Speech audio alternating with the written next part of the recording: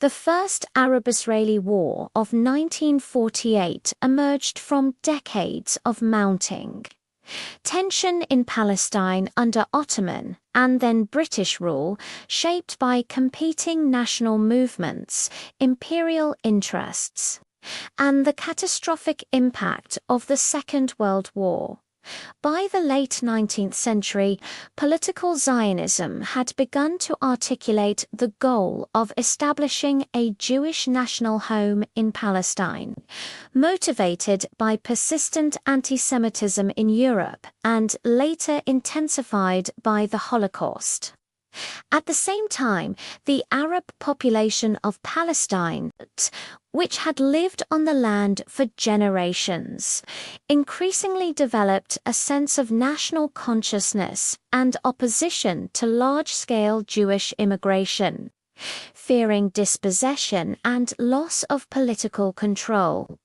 These two movements, each claiming legitimacy and self-determination, collided under the contradictory promises and policies of the British Mandate, which attempted to balance incompatible commitments made during and after the First World War.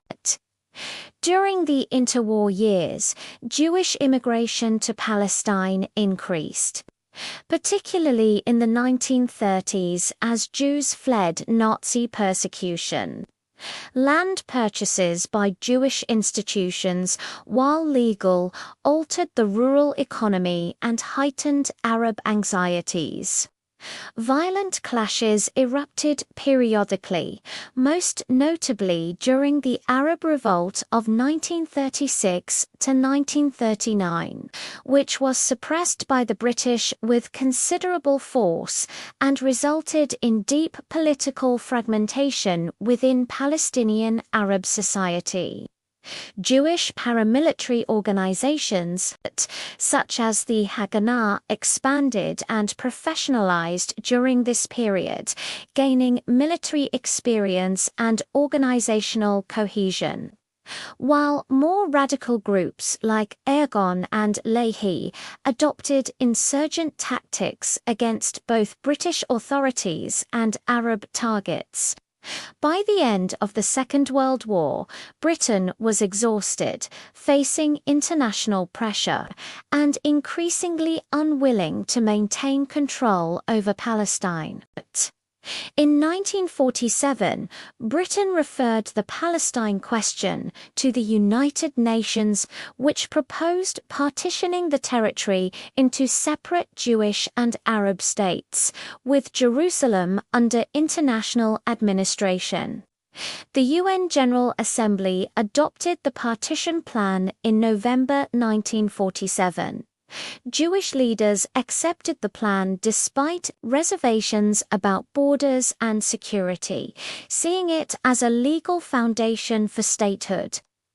Arab leaders in Palestine and neighboring Arab states rejected the plan, arguing that it violated the rights of the Arab majority and unjustly allocated a disproportionate share of land to the Jewish minority.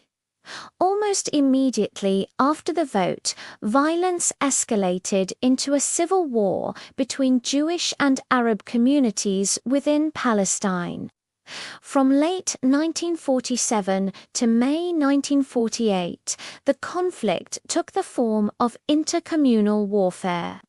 Jewish forces, drawing on the Haganah and allied militias, sought to secure areas allocated to the Jewish state and ensure access to key routes, particularly the road to Jerusalem.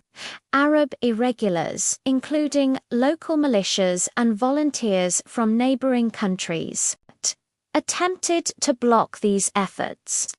Fighting intensified in mixed cities and rural areas, leading to massacres, retaliations, and widespread fear. During this phase, a large number of Palestinian Arabs fled or were expelled from their homes.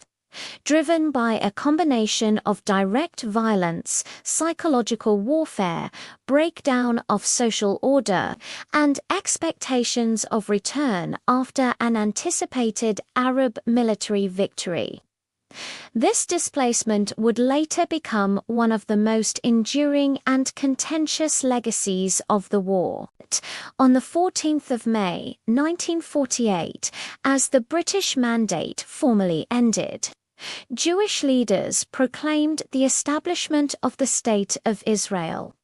Within hours, armies from Egypt, Transjordan, Syria, Lebanon, and Iraq entered former Mandate territory, transforming the civil war into a regional interstate conflict. The stated aim of the Arab states was to prevent the consolidation of Israel and to support the Palestinian Arabs, though their objectives were not unified. Rivalries among Arab governments, differing strategic priorities, and limited coordination undermined their military effectiveness from the outset. The Israeli forces, initially outnumbered and under-equipped, benefited from centralized command, superior mobilization, and a clear strategic goal of survival and state consolidation. Arms shipments from Eastern Europe, particularly Czechoslovakia, helped alleviate early shortages, while the integration of various Jewish militias into it. The newly formed Israel Defense Forces improved coordination. Transjordan's Arab Legion, considered the most professional Arab army and commanded by British officers, focused primarily on securing the West Bank and East Jerusalem rather than destroying Israel. Egyptian forces advanced along the southern coast, but faced logistical difficulties, while Syrian and Iraqi units made limited gains in the north and central regions. The war unfolded in several phases, punctuated by unbrokered truces. During these pauses, Israel reorganized, trained new recruits, and acquired additional weapons, while Arab forces struggled to match this level of adaptation.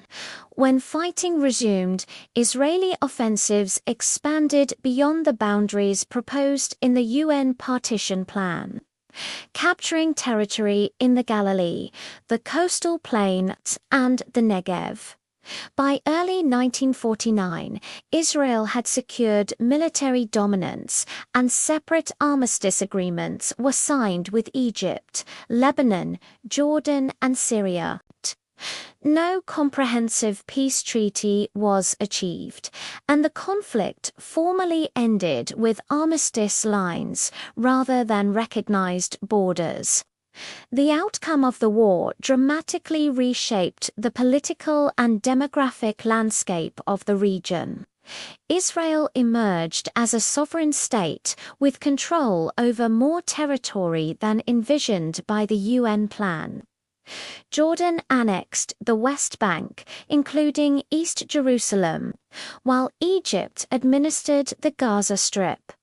No independent Palestinian Arab state was established.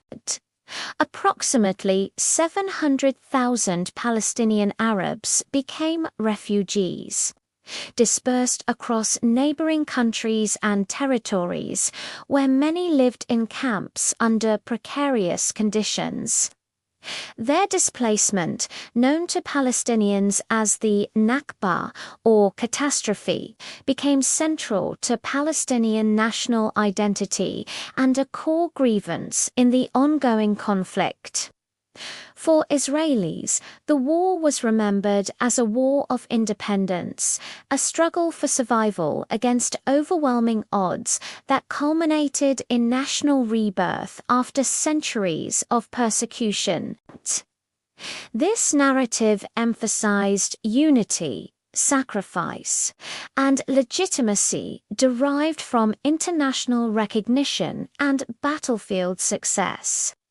For Palestinians and much of the Arab world, the war symbolized injustice, dispossession, and the failure of Arab leadership to protect Palestinian rights.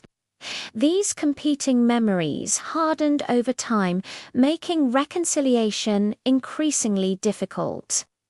Internationally, the war entrenched the Arab-Israeli conflict as a persistent source of instability. The United Nations established relief agencies to address the refugee crisis. But political solutions proved elusive. The armistice lines, often referred to as the Green Line, became de facto borders but were not recognized as permanent, leaving key issues unresolved. Jerusalem remained divided, access to holy sites contested, and cross-border tensions frequent. The absence of peace treaties meant that the region remained in a state of formal hostility, setting the stage for future wars in 1956, 1967, and beyond. The First Arab-Israeli War also had profound internal consequences within Israel and the Arab states. In Israel, the influx of Jewish immigrants from Europe and the Middle East transformed society, creating economic challenges and social divisions, but also reinforcing the state's demographic and political foundations. In Arab countries, the defeat discredited existing regimes and fueled nationalist and revolutionary movements, contributing to coups and political upheaval in the following decade. The Palestinian National Movement, though severely weakened in 1948, gradually reconstituted itself in exile, seeking new forms of organization and resistance. In historical perspective, the War of 1948 was not an isolated event, but the culmination of long-term processes and the starting point of an enduring conflict. It demonstrated how colonial legacies, nationalist aspirations, and international diplomacy could interact with local realities to produce outcomes far beyond the intentions of individual actors. The unresolved questions of refugees, borders, sovereignty, and mutual recognition that emerged from the war continue to shape Middle Eastern politics, underscoring the lasting impact of the First Arab-Israeli War on regional and global history.